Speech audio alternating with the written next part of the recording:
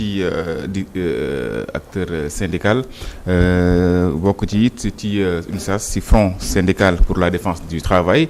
front boobu sax fan yi ñu génn nañ ab communiqué boo xamante ni wala une déclaration daal di si dikkaat ci li nga xamante moom moo xew sur le monde du travail ñu tàmbali ko ak baisse des prix du carburant sëñ bi si ngeen jàpp ni c'est une bonne nouvelle pour tous les Sénégalais mais une décision pour l'instant insignifiante si li nga xamante ne moom mooy dund askan wi. waaw asalaamaaleykum mbokku téléspectateur Walfadjri ngeen baal ma nuyu waa kër gi yëpp. di fi kilifa gi directeur général ni ma koy faral def saa yu fi ñëwee rendre hommage également El Hadji Sidy Lamine Niass. ñaanal ko yàlla fa mu tëdd ci barzaq yàlla yokk leeram. ak mboolem jullit bu nekk barzaq. di ñaanal kër gi yàlla gën ci teg loxo ñi fi liggéey yàlla jàppale leen sàmm leen. di nuyu sama secrétaire général Adja Mariama Diallo UDTS di nuyu tout le comité technique également de la coalition des centrales syndicales du Sénégal ak tous les secrétaires généraux yu bokk ci front bi. donc ñoom ñoo ma yebal ci front bi laa ñëwee front syndical pour la défense du travail. pour partager ak yéen pour bokk ak yéen émission bi am ci mbégte loolu aussi c'est pas la première fois. donc nga posé ñu question bu am solo mooy li nga xam ni actuellement mën doon du actualité mais actualité la. parce que dafa bokk ci une préoccupation sociale demande sociale la Sénégalais yi ñoo bëgg dund gu wàññeeku ci ñoom. alors donc ñu bokkoon ci suñu plateforme revendicative yi nga xam ne posé nañ ko gouvernement bi mu tudd la plateforme minimale bokkoon na ci la baisse des denrées de première nécessité donc bokk na ci kon bu indee bu gouvernement du Sénégal jëlee ay décisions wàññi yenn ci yi nga xam te ni dañ koy jëfandikoo. li ñu njëkk a def mooy saluer l'intention d'abord parce que yéene dafa am solo l'intention ensuite l'acte. donc dañuy discuter woon ak ñoom waxtaan ci benn pacte social bokkoon na ci li ñu wax nii kon bu gouvernement bi ne jël na décision wàññi ñu ko doon xaar yàggul mu wàññi ñu ngi koy féliciter di ko remercier bu baax a baax waaye ñu ngi gën a xaar parce que dañ ko bëgg a yëg ci suñuy poche yëg ko également ci biir panier de la ménagère donc dafa mel ni yëgaguñ ko parce que li tax yëgaguñ ko mooy déjà maa ngi dégg léegi ci sunu nawle syndicat bi toogoon fii di wax li ndax danañu wàññi wala du ñu wàññi bu ñu wàññee intrant yi produit bi dafa war a wàññeeku xamaguñ nag ndax dañu wàññi wala wàññeeku Sénégal daal ñu ngi xaar en tout cas lu wàññeeku ci seen poche. loolu la ñuy xaar. ci mbir moom est-ce que du yoon bi gouvernement jël mooy yoon bi gën parce que dañ koy wax souvent produit yëpp daanaka lii tax muy cher carburant da see bokk bu ñu wàññee njëgu carburant daanaka wàññi nañ prix yëpp. waaw en réalité dafa nekk loo xam ne Sénégal yi ñoo koy jëfandikoo. de manière indirecte. parce que ki am oto moom day dem directement jënd mën na ko yëg foofu mais ki am oto day fay transport su ñu wàññee carburant bi xëy na mën na influer ci prix transport bi de manière générale su boobaa ñëpp danañ ko yëg loolu aussi stratégie la boo xam ni yàgg nañ ko wax te aussi état dana ko doxalee parce que bokk ci sunu principe mooy au lieu nga yokk augmentation de salaire nga xeex ko augmentation salariale nga xeex baisse coût de la vie moo gën parce que moo gën a général parce que bu ñu la augmenter sa salaire yokk ci ay taxes kon te coût de la vie toll fa mu tolloon doo mën a am li nga bëgg kon wàññi prix yi ba nit ñi mën su dee kër la ñu wàññi logement yi location yi su dee carburant la ñu wàññi ko su dee denrée de première nécessité la ñu wàññi ko su dee service la ñu wàññi ko wàññi boobu bees bu ba ñu mën ci toll loolu mooy vraie préoccupation des populations et des travailleurs de manière particulière. muy benn jéego bu nguur def par rapport ak demande yi nga xamante ne amoon na si digganteem ak centrale syndicale yi bi ñuy signé pacte social bi ñu wax si pacte boobu nga xamante ne jamono jii lu bëri yéen a ngi koy xaar bu ñu doon lim ñetti poñ yoo xamante ne jàpp ngeen yu crucial la te ba tey amagul solution si pacte boobu. mais pacte bi dama ci defagul dara pacte bi ñeent fukki points la ak juróom-ñett 58 points la ñu waxtaane ko ci ñaari weer def ko signé ko bi teg ci benn weer def séminaire pour def un plan de mise en œuvre le 27 mai président de la République le premier bi ñu koy signé président de la République def ni il faut l'intégrer dans la loi rectificative le plus rapidement possible pour ñu mën a agir président moo joxe instruction yooyu ñu def séminaire de mise à niveau au mois de mai toujours dans le même mois 1er mai ak le 28 mai la soreewul ñuy xaar di xaar ba dégg ni gouvernement bi mi ngi jël action yoo xam mi ngi koy def sans fi ñu jaaroon ak ñoom ba ca njëkkoon mooy mu def assemblée voté fa benn loi modifier loi sur le code des investissements loolu moo njëkkoon naqari parce que jaaduwul woon mu demee noonu la ñu bëggoon mooy comme ci pacte bi la nekk nañ ko partager une loi concernant les travailleurs état employeur dañu war a toog waxtaan bu juboo ci ñu da koy bu assemblée nationale loolu amu ci muy premier défiance boo xam ni état bi dafa jalgati pacte bi ñu signé woon ak moom tey bu ñu doon ñun ay extrémistes travail yi dañuy dem toog ne dootuñu waxati gouvernement bi waaye ñun nous sommes des progressistes ndax réew mi nag ñoo ko bokk te waxtaan ko mas a defar te loolu ñu mës a gëm suñ posé revendication quelle que soit acuité revendication bi dañ bàyyi xel ne réew mi ñoo ko bokk dañ bëgg xaw a jàll moo ñu jig jàll la ñu waxtaane moo tax état bi def na ko toléré nañu mais duñ ko nangu aussi bàyyi mu jàll parce que code boobu dafa dangereux pour l'emploi au Sénégal. ñu des ci code boobu balaa ñëw dem ci yeneen points yi parce que code boobu benn ci li ngeen di ñaxtu mooy le fait que dégluwul leen ci waxtaanuñ ci ak yéen ñaareel bi lan moo dangereux ci code boobu pour les travailleurs. li ci njëkk a dangereux mooy code bi daf fi jiitu nguur gu bees gi maanaam 1987 la code bi njëkk am Sénégal. ñi fi nekkoon jamono yi dañuy waxoon ni c'est pour inciter l'emploi les investisseurs ñu investir au Sénégal ñu exonérer de tous les taxes permettre leen ñu jël ay contrats à durée déterminée n fois donc les conséquences dangereuses pour la précarité de l'emploi au Sénégal da ngay am xëy liggéey tey ba suba mën nga jeex doo am carrière premier danger gi noonu mais dañ ko yemale woon ci booba jamono ci ay zone de limité ko ne zone franche point franc ceux qui produisent et qui vendent à l'étranger ñooy bénéficier de ce code là ñu dem 87 ba 2000 ñu ko kenn évalué ko en réalité parce que évaluation dafay demande toutes les parties prenantes ñu toog ñu étudier ndax li ñu bëggoon am nañ ko la amuñu ko fan lañ ci toll ak lan moo ko yàq ça n'a pas été fait ils l'ont révisé encore en 2000 ñëwaat encore ba jamono jii li ci dangereux mooy dañ ko bëgg élargir à tous les secteurs d'activité su boobaa code du travail dafay dee ndax bu ñu appliquer le code des investissements dans tous les secteurs dans toutes les entreprises kon code du travail kan moo koy appliquer ti dootu amati lan lay signifier mooy ku xëy tey liggéey suba mën nga sa carrière mën na jeex lan lay signifier mooy contrat à durée indéterminée dootu amati c'est des contrats de 3 mois c'est des contrats de 6 mois c'est des contrats de 8 mois travail du mën a am représentant de délégué du personnel parce que dafa am incompatibilité entre ce code et le code du travail code du travail dafa wax ni 3 ans nga am mandat bu ñu la faree délégué code bii di code des investissements mën na jël à 3 mois am nañ des cas concrets yoo xam ni da ngay am mandat 3 ans ce 6 mois de contrat jeex nga nekkoon quelqu'un qui est dur qui revendique dootuñu la renouveler ce contrat donc yooyu dafa am ci code bi ñu war ko xoolaat pour l'intérêt du travail et du social parce que social moo rek au cœur de tout. mais le souci mooy bi ñu ko voté ba léegi dégguñ leen ngeen def benn tapage parce que li ngay wax ni par rapport ak li ñu dégg ci code bi c'est diamétralement opposé alors que yéen centrales yi yéen signé woon ce pacte là est-ce que porté ngeen combat bi après. mais xam nga dañu signé pacte bi ak ñoom ak gouvernement bi. ñu def plan de mise en œuvre ñu nañ commencé appliquer li nga xam ne y a pas d'incidence financière. waxtaane code bi du woon xaalis du lu dem assemblée nationale du xaalis bu ñuy fay ay travailleurs après. kon avant ñu dem assemblée mën nañ ko waxtaanee fi ñu ko war a jaar dafa am revendication yoo xam ne dafa am xaalis bu ciy tege maanaam tey bu ñu la reclassé wala ñu changer statut mën na am incidence financière kon mën nañu d'accord ñu dañoo lay ni lii am nañu nangul leen ko aussi mais loo xam ni amul xaalis bu ciy dugg dañu war a toog rek waxtaan jubóo suñu biir experts yi toog ñu li mën a nekk li mën a nekk li ba kañ ni koy def loolu war nañu toog waxtaan ak ñun bañ ko defee dénoncé nañ ko def assemblée générale avec les délégués pour un plan d'action mais aussi dañu nekk li ma ko sànq duñu ay va-t-en guerre réew dafa am fu muy toll xel moo koy doxal waaye du doole ak xët-xët ñun nous sommes des gens avertis les syndicats sont des responsables avertis xam nañ fi réew mi toll xam nañ li ñu bëgg mais dañu bëgg toujours di waxtaan ak gouvernement bi mais parfois gouvernement mooy pose acte yoo xam ni da lay pousser en fait nga gën a jël combat boo xam ni dafay nekk combat boo xam ni peut-être fa muy àgg ñëpp lu leen arrangé aujourd'hui la situation est extrêmement difficile parce que de lenn lañ deful ci pacte boobu lenn lu ñu waxoon rek defuñu ko am na 25 points yoo xam ni 2025 bii la ñu ko waroon def mais fi ñu ngi dugg 2026 te benn amu ci bu léegi sax ñu tiitaroo ñu nañu non on a réglé le problème des collectivités territoriales non signé nañ ko am na 16 maires ñoo fay ci 660 et quelques maires 615 communes collectivités territoriales 16 ñoo ci fay 550 et quelques fayuñu kon appliqué wuñ ko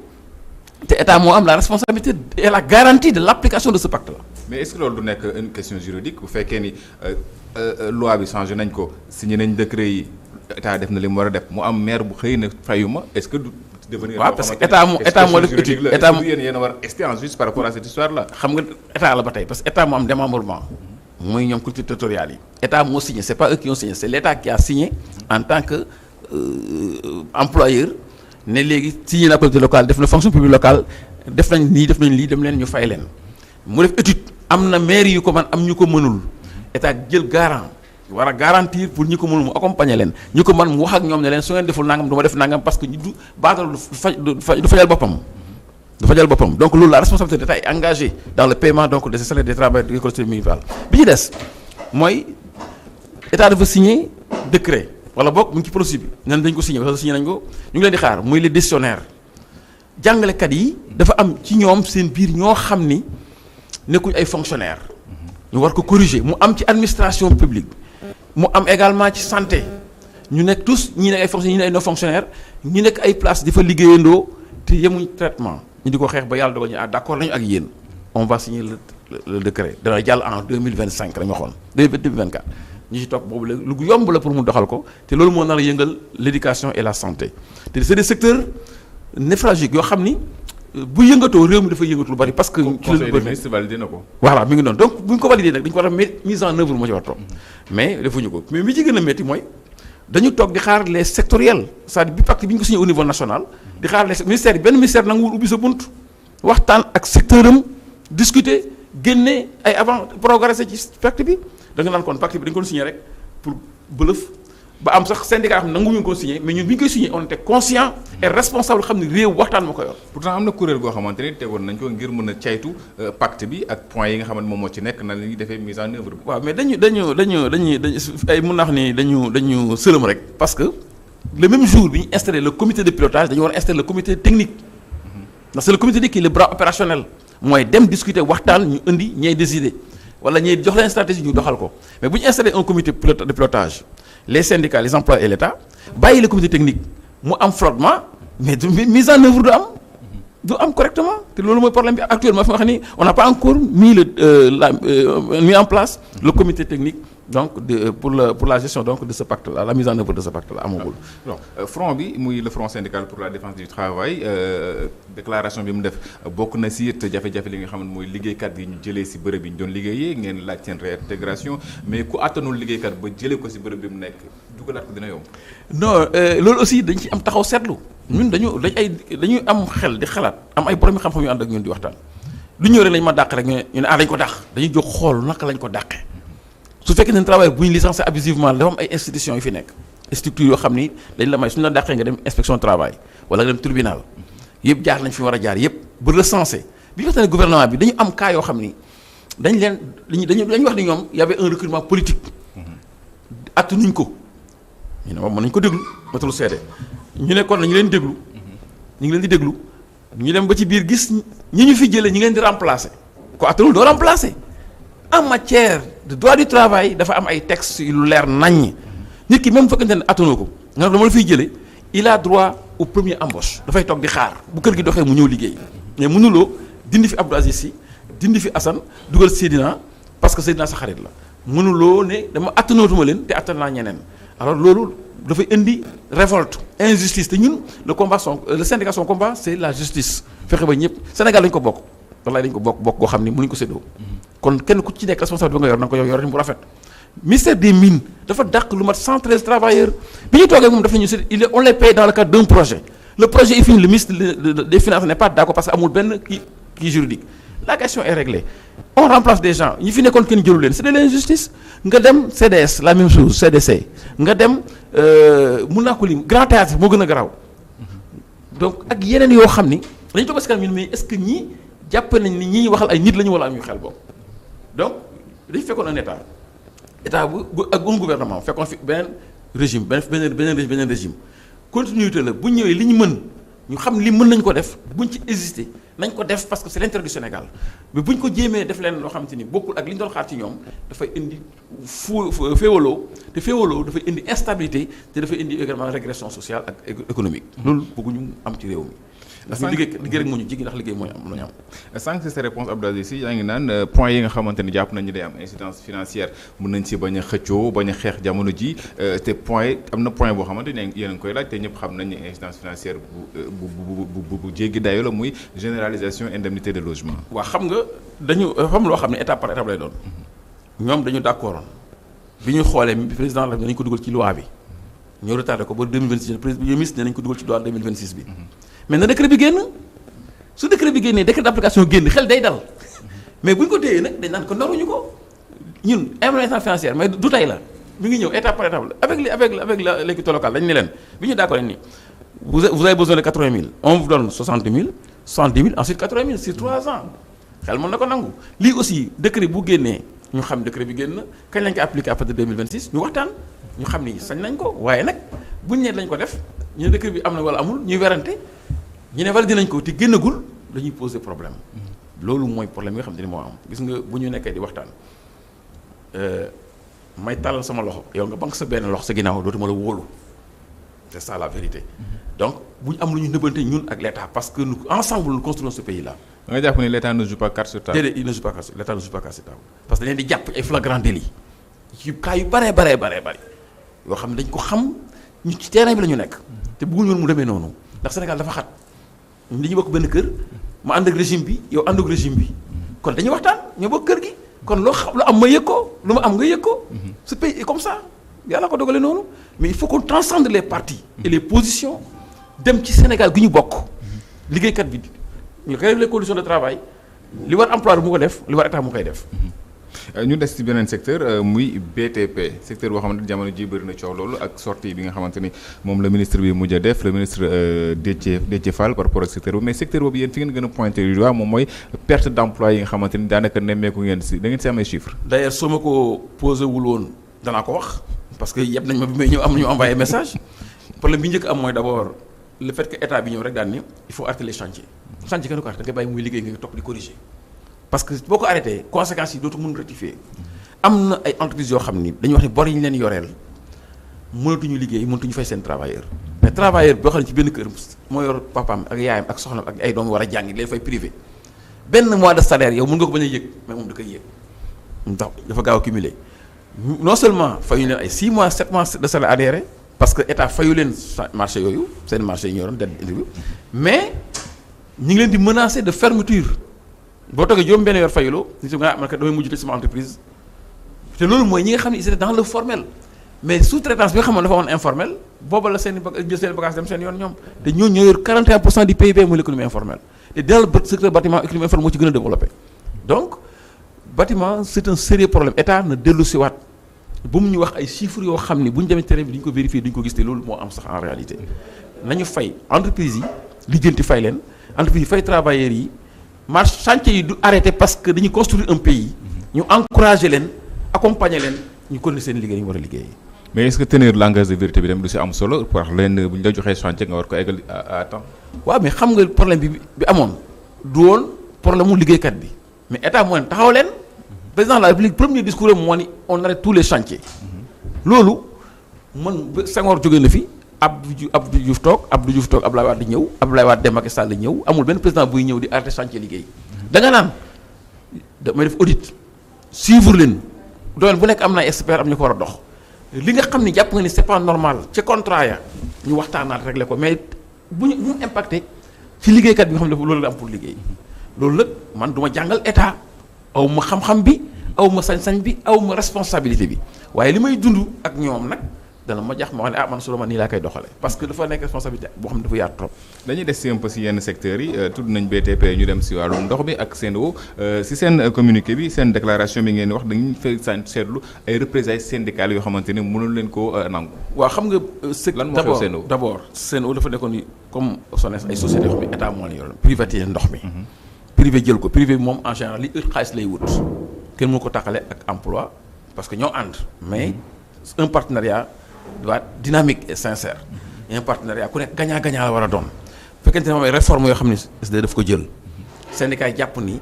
ñoom yii réforme yii baaxul mais am nañ droit indi expertise wane ni fii lañ jëm baaxul ki koy def ñu singlé la parce que tu es un syndicaliste attaqué la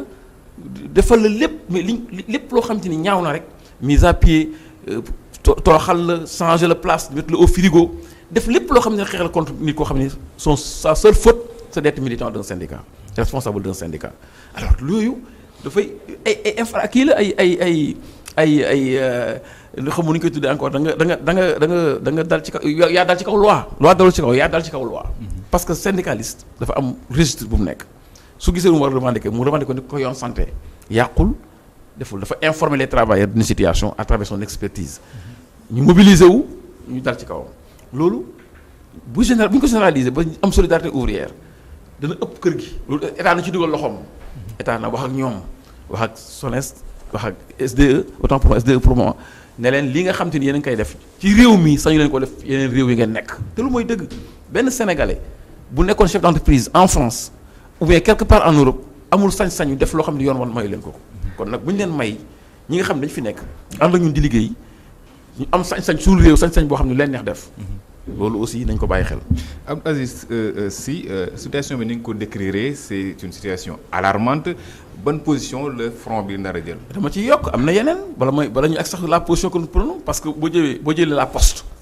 mais plan de redressement bi ak li ñu fa doon dàq yëpp ñu waxtaanee war ko def ñu ne instance financière su fekkee ne lu jóge rek ñu ne instance financière dañuy am problème nit ki da ngay dala xelam jox ko aslëf mu tëye nga naxanteeg moom ci li ci des ci li moom loolu moo jaadu parce que ñu ngi en situation difficile nga dem Croix-Rouge État du Sénégal moo ci négociation bi ministère du travail à l'époque je fais partie du comité technique ñoo nañu on va accompagner la Croix-Rouge pour mu payer ses salaires boobu ba léegi yooyu yàbbi ci donc yooyu dafa bari nga jël ñii chauffeurs yi les taxis les chauffeurs taxi ñuy liggéey am licence di fay ay patente di fay ay taxes man ma am sama benn oto Mercedes ñëw wax ak Yango di jouer à leur place c'est injuste muy concurrence déloyale. On ne peut pas refuser les plateformes aujourd'hui nous sommes dans un monde qui avance qui bouge il faut que chauffeur yi adapté wu mais ñàkk adapté wu du tax koo xam ne bokkoo ci transport keneen di ñëw di liggéey ak moom kii ñëw na liggéey ak chauffeur yi ñu waxtaan chauffeur yi di liggéey gis nga danger bi ci am mooy ki nekkul transporteur am na lu ne mën na ko def mais ki nekk chauffeur yor otom di ay transporteur nga xam ne loolu la ñu xamee sañu la ñu def ko ci métier bi te loolu moom secteur yu bëree bëri donc cette constance déloyale la ak li ñu waxoon la mise en œuvre des états généraux du transport loolu jarul xaalis. ñu jeexaleeg seen disons perspective yi nga xam mobilisation bi ngeen di woote. waaw def nañ déclaration ce matin démb lañ ko def évoquer tous ces éléments demander état mu ressaisir. ndax moo ñu woowoon ci jàmm pour ñu signer un pacte bu ñu sañoon pacte boobu dana réussir ndax am nañu ne pacte du baax te xam nañ ni pacte bi baax na ñun gëm nañu pacte bi baax na parce que on a travaillé plus de 45 jours. chaque mardi ñu ngi ministère du travail wala ñu dem Radisson wala ñu dem chez Mamoun discuter génn nañu xalaat yépp mu am les attentes des travailleurs les attentes des employeurs et les attentes de l'État ñu am ay engagement de l'État engagement du travail engagement des employeurs ñu dem signer ko def plan de mise en œuvre na les comités taxaw na état taxawal les comités pilotage bi taxaw na taxawal comité technique bi ñu dem à la mise en œuvre ñu continuer di waxtaan parce que mënuñu tàqali ko suñ ko deful yi ndaw yi tàkk yu ndaw yi dans les secteurs d'activité santé éducation bâtiment administration bu yaatoo ba ambulants yi ñu jóg barki dem bokk ci parce que ambulants yi c'est des travailleurs comme tous les autres travailleurs d'accord ñu sax ñun mbedd mi ni mel waaye dañ koy planifier am nañ site de recasement ñun d'accord nañ ñi dëkk fii lañ leen di yóbbu ñii nii ba ñu d'accord ñu doog a xàll mbedd mi waaye mbedd mi ña fay taxaw di jaay amuñu sañ-sañ amuñu leen gënal bu ñu boolee yooyu yëpp tey dana ëpp doole état te ñun bëgguñu si état faible parce que état bu faible amoo sécurité kon nag ñi ngi alerter on va vers un plan d'action assemblée générale tournée nationale dépôt de préavis de grève et dépôt donc du marché national loolu mooy suñu programme fi ñu toll nii. Abdou Aziz Sy ñu ngi lay jaajëfal. maa ngi leen di gërëm di leen sant di am mbégte di recevoir Walfadjri Abdou Aziz Sy teewaloon fi tey front syndical pour la défense du travail di syndicaliste bokk ci UDTS ñu jaajëfal ko jaajëfal la bu baax Fatou ñu bàyyi la nga wéy. jërëjëf Assane Gueye di jaajëfal tamit sa invité Abdou Aziz Sy di jaajëfal donc tamit Mélanie Aminata